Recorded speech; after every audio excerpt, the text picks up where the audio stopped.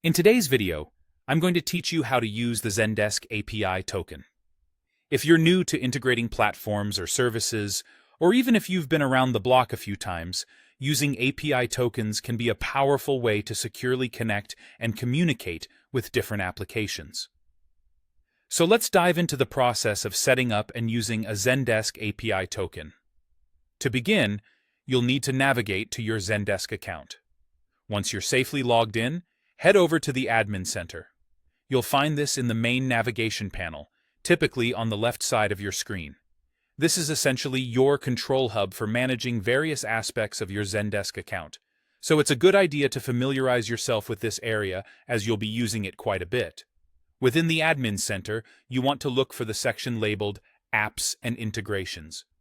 This is where you'll find the options you need to integrate Zendesk with other platforms or create custom integrations.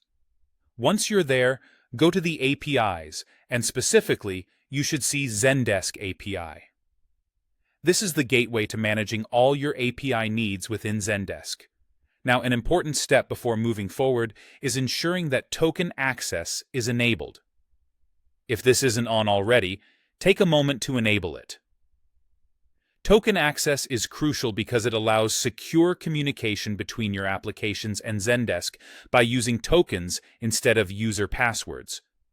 This not only enhances security, but also adds convenience when managing multiple integrations. With token access enabled, it's time to add a new API token. Look for an option that allows you to add API token. When prompted, you'll need to give this token a description. The description is particularly useful if you plan on having multiple tokens for different purposes, as it helps you remember what each token is used for. Try to be as specific as possible here to avoid any confusion down the line. Once that's done, go ahead and click Save. Here comes a critical moment. You must copy the token immediately. Zendesk will only show it to you once, right after it's been created. Failing to copy it will mean you have to generate a new one if you ever need to see it again. So, make sure to have a safe spot ready to store this token, perhaps in a password manager or a secure notes app, especially if you're integrating it with other services. And that's it. You've successfully created and copied a Zendesk API token. This token can now be used wherever you need it for integrations that require secure access to your Zendesk data. Remember, protecting this token is vital to maintaining the security of your integrations.